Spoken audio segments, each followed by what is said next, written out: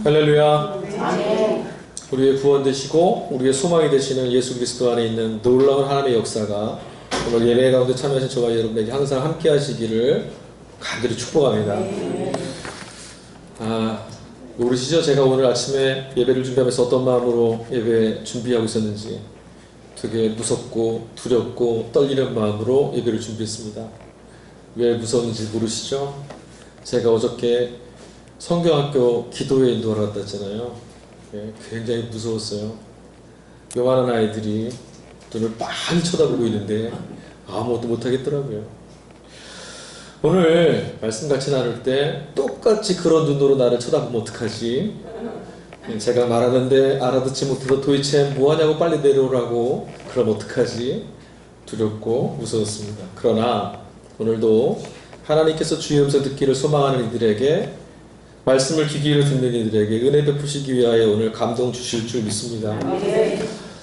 여러분, 여름이 오고 있습니다. 여름이 오고 우리 가운데 계속 날이 더워지고 이러다 보니 좀 특징이 하나 변화가 생기는 것들이 좀 보이기 시작했는데 뭐가 보이냐면 TV를 봐도 그렇고 라디오를 봐도 그렇고 인터넷을 봐도 그렇고 뭔가가 자꾸 노출되고 보이는 것들이 있어요.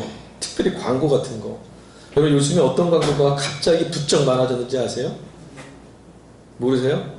TV 안 보시는군요. 그러면 기도하고 말씀 보시는 거죠? 그럼 뭐 하세요? 그것도 아니면?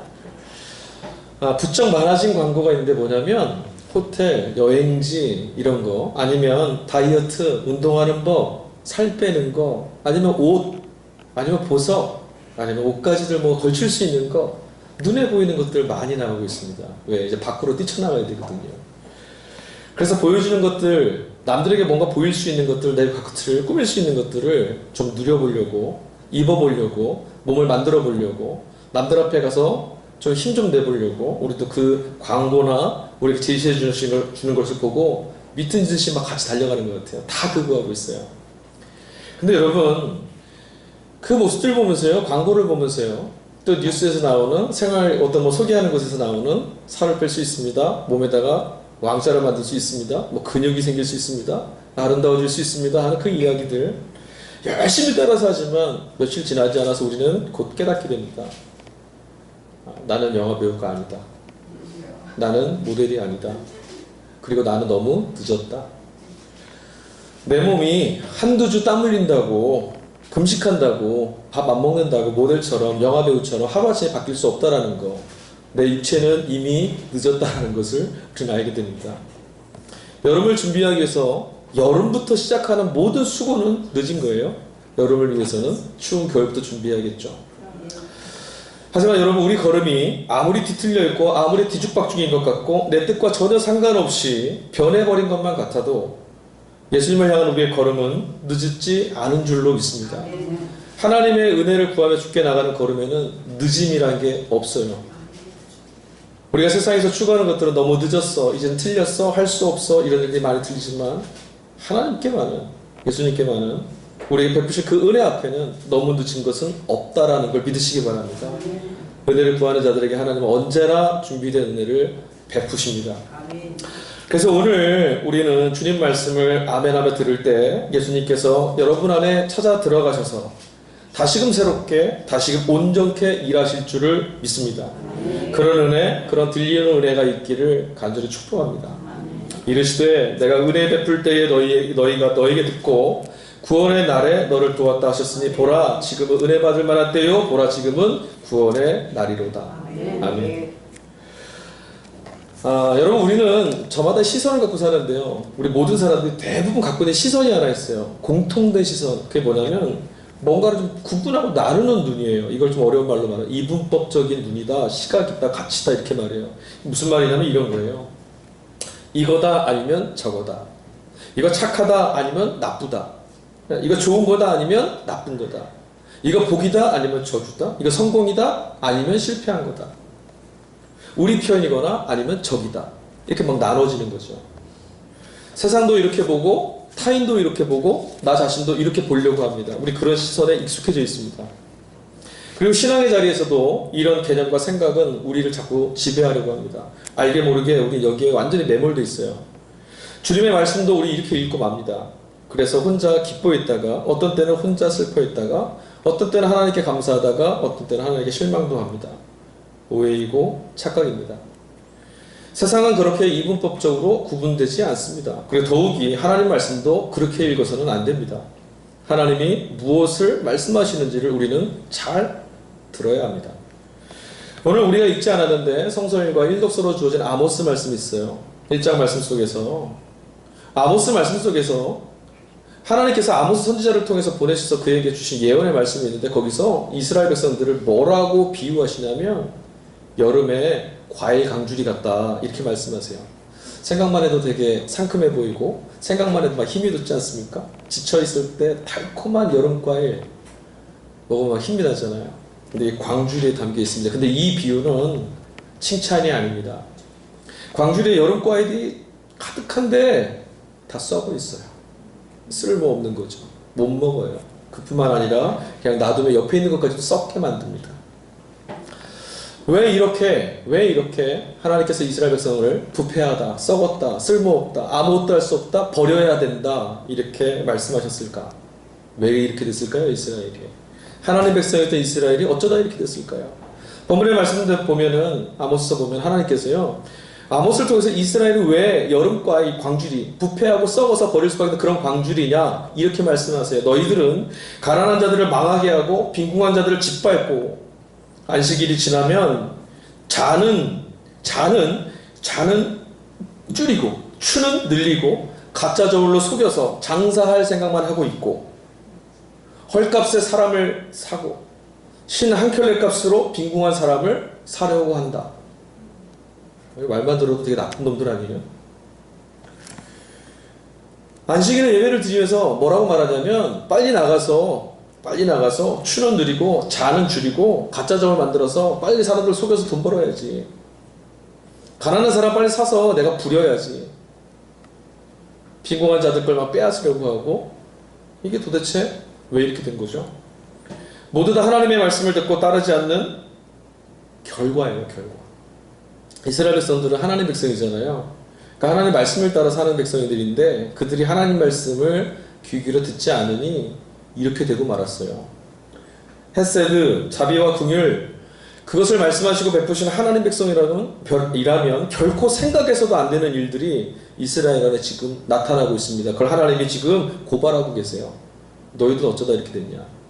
이제는 쓸모없는 여름과일 광주리에 가득 들어있지만 하나도 먹을 수 없고 하나도 쓸 수 없는 그런 사람들이 됐구나. 그리고 하나님은 아모스 선지자를 통해서 뭐라고 말씀하시냐면 그 끝에 이제 너희를 심판하겠다. 이렇게까지 말씀하세요. 너희들 모두 외아들을 잃은 것처럼 고통스러울 거다. 마지막에 비통하게 될 거다. 너희들은 이제 심판을 받을 거다. 내가 너희를 버렸다. 아모스 선지자를 통해서 주어진 예언의 말씀이에요. 하나님이 아모스에게 가서 말하라. 하나님이 직접 전하신 말씀입니다. 그러면 여러분 주님의 말씀이고 그 말씀이 전해졌고 선포됐다면 이미 결정된 심판이 아니겠습니까? 그런데 생각해보니 좀 이상한 게 있어요. 이미 망하는 것이 기정사실이고 결정돼 있는 것이라면 뭐하러 아모스를 보내셨을까? 여러분 그들이 망하게 된다면 하나님이 심판하시겠다라고 하는 아모스의 예언의 말씀을 들었기 때문에 망한 것입니까? 아니면 말씀을 따라 살지 않아서 망한 것입니까? 아모스가 이 뒤에 뭐라고 말하냐면 너희는 정의를 강같이 흐르게 하고 공의를 하수같이 흐르게 해라. 너희는 돌이켜라 말씀하세요. 왜 그렇게 말했을까요? 이미 하나님께서 심판하시겠다는 그 심판이 결정되어 있는 게 아니라는 거죠. 경고하시는 거예요. 돌아와라. 이대로 가면 망하고 이대로 가면 고통받을 거고 이대로 가면 심판이 너희 앞에 있을 거다. 그러나 나 하나님의 뜻은 너희가 멈추기를 원한다. 돌아와라. 결정된 것을 왜 하나님이 말씀하셨겠어요? 그런 거 아니라는 거죠. 하나님은 그런 분이 아니거든요. 하나님은 우리를 괴롭히고 상처받게 하고 깨지게 하고 터지게 하고 망하는 거 즐기시는 분이 아니십니다. 하나님은 터져있고 상처받은 자기 백성들을 구원하시기를 기뻐하시는 분이신 줄로 믿습니다. 우리가 살아가는 이 세상에서 절망하고 상실당하고 고통받아 있어 눈물을 흘리는 그 자리를 하나님은 원하지 않으십니다. 하나님은 그래서 뭐라 말씀하시냐면 돌아서라, 멈추어라 말씀하시는 거죠. 그러니까 그 말씀을 귀 기울여 듣고 그 말씀 안에서 순종하게 되면 하나님이 원하시는 구원의 길로 걸어갈 수 있을 줄 믿습니다. 그래서 지금 믿음의 터 위에 서 있는 성도들은, 은혜가 있는 성도들은 말씀이 주어졌을 때 그것이 아프게 들려오더라도, 거북하더라도, 불편하더라도 말씀이 들려왔을 때 뭐라고 하죠? 지금 아멘 하는 거죠. 왜? 하나님께서 이 말씀을 왜 주셨는지를 아니까. 내 가슴을 막 후벼 파서 고통스럽게 하려고 주신 것이 아니라, 이 아픔, 이런 일들을, 이런 말씀 들을 때 아파할 수밖에 없는 상황에서 벗어나게 하시려고, 기쁨으로, 할렐루야, 기쁨으로 찬양하며 살게 하시려고 하나님이 말씀 주시는 것 아니겠습니까? 그래서 우리 성도들은 어떤 상황에서도, 언제 어느 자리에서도 하나님의 말씀에 아멘하며 사는 것입니다. 우리가 돌이키면 되는 거죠. 돌아서면 되는 거예요. 진도 중에라도 긍휼을 베푸시는 분이 하나님이신 줄로 믿습니다. 그런데 우리가 일상의 삶에서, 평범한 우리의 주어진 하루 속에서 하나님께 가까이, 주님께 가까이 나가고자 몸부림치고 주 앞에 달려갈 때 주님이 기뻐하시지 않으시겠습니까? 주의 기쁨이 우리에게 넘치는 감사의 제목으로 변화될 줄로 믿습니다. 하나님께서 기뻐하시는 자리에 서 있는 자들에게 하나님이 넘치는 은혜를 베풀어 주실 줄 믿습니다. 바로 지금 주님의 말씀이 들리워지기를 축복합니다. 그리고 바로 지금 그 말씀이 회복해 하시는 역사, 정말 하나님 말씀이 우리 가운데 떨어져서 우리 심령 가운데 찾아와서 우리가 생각해보지도 못했던 놀라운 일을 이루시는 그 일들을 체험하고 경험할 수 있기를 간절히 소망합니다. 믿음의 터. 오늘 바울이요, 우리가 같이 골로새 말씀 속에서 뭐라고 말하냐면, 여러분 믿음의 터에 온전히 서 계십시오. 복음의 소망을 잃지 마시고 서 계십시오 라고 말합니다. 그러니까 이 말은 뭐냐면 믿음 자체가 터라는 거예요. 터. 그러니까 믿음이 뭔가를 강화시키는 게 아니라 그냥 터예요. 터가 없으면 아무것도 세울 수 없어요. 성도는 믿음이 없이는 존재될 수 없는 사람들이에요. 우리는 애초부터 믿었기에 하나님과의 관계가 세워졌고, 우리는 믿었기에 예수로부터 구원을 받았어요. 그러니까 믿음이 없다면, 믿을 수 없다면 더 많이 믿느냐, 그런 차원이 아니라 믿음이 없으면 우리는 주님의 자녀가 아닌 거죠. 믿음의 터 위에 서 계십시오. 골로새서 바울은 이 믿음의 터를 복음의 소망이라고 얘기합니다. 그래서 뭐라고 말하냐면, 믿는 것은 복음의 소망을 붙들고 있는 겁니다. 복음의 소망을 떠나지 않는 겁니다. 이렇게 말해요. 믿는 게 뭐라고요? 나 주님이 구원하실 거야. 나 주님을 믿을 거야. 주님이 꼭 계셔. 주님이 구원이셔. 난 믿을, 이게 아니라 복음의 소망을 붙들며, 그렇지, 소망이 있지, 이거 붙들고 살아가는 것, 이게 믿음이라는 거예요. 오늘 본문 말씀에요, 우리가 같이 읽지는 않았지만 11절 말씀 이후에 계속해서 바울이요 뭘 얘기하냐면, 한 사람의 이름을 자꾸 드러내요. 이 사람이 어떤 사람이고, 이 사람이 무엇을 했고, 이 사람이 어떤 존재인지, 하나님이 이 사람 가운데 뭘 행하셨는지 자꾸 이야기합니다. 그 사람이 누구냐면 예수님이에요. 성도는 하나님의 영광과 권능에서 오는 모든 능력으로 강하게 되어서 기쁨으로 끝까지 견딜 수 있느니라. 바울이 그렇게 말해요. 뭐라고요? 성도는 하나님의 영광과 권능에서 오는 모든 능력으로 강하게 되어서 기쁨으로 끝까지 견딜 수 있다. 그 능력이 뭡니까? 바로 복음의 말씀이신 예수 그리스도이신 거죠. 바울은 그걸 소개하고 있는 거예요. 그냥 이 본문 말씀에서 계속 소개하는 이런 사람, 이런 능력, 이런 역사, 이런 결과를 이룬 분, 예수님이라는 거예요. 예수 그리스도를 통해서 이 모든 일들이 이루어졌다. 바울은 얘기하고 있어요. 여러분, 하나님이 성도에게 주시는 모든 복은 말씀이신 예수 그리스도를 통해서만 주어질 수 있는 줄 믿습니다. 예수 그리스도 외에는 성도는 하나님의 은혜를 누릴 수 없습니다. 예수 그리스도 외에는 우리 인생에 참된 복은 있을 수 없습니다. 예수 그리스도 외에는 우리에게 소망이 없습니다. 그러므로 예수 그리스도 없으면 믿음도 있을 수 없습니다. 주님을 바라보는 눈을 놓치는 순간 우리는 믿음을 잃게 됩니다. 터가 흔들리니 복음의 소망이 사라지고 불안하고 두려워지는 거죠. 과연 복음의 소망을 떠나지 않으려면 어떻게 해야 될까요? 복음의 소망, 즉 믿음의 터를 잃지 않고 서 있으려면 어떻게 해야 될까? 반대로 믿음이 없어서 소망을 잃어버리는 경우는 어떤 경우일까? 여러분, 믿어야 할 대상을 바라보지 못하는 그런 상황 속에 있는 것, 믿음이 없는 상태라고 말합니다. 여러분, 사랑하는데 주목하지 않는 사람이 있어요? 내가 이 사람을 사랑하는데, 내가 너를 사랑하는데 딴 데 보고 있습니다.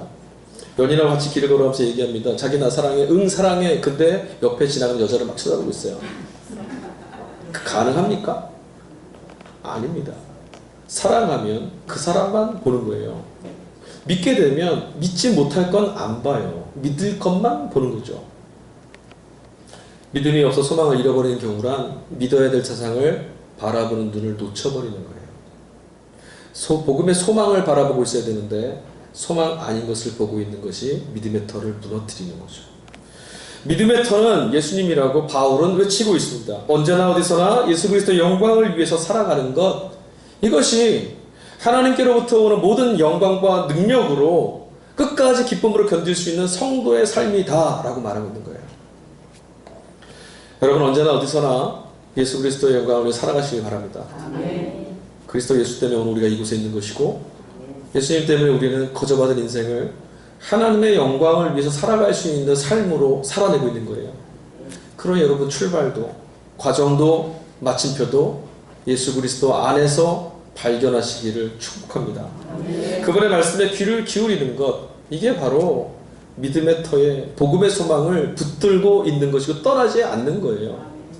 예수님을 떠나지 않는다, 이 말이 뭐냐고요? 복음의 말씀에 자꾸 귀를 기울이고 주님의 말씀은, 주님의 뜻은, 주님의 의지는 무엇인가 자꾸 내 마음속에 붙들어 두는 거죠.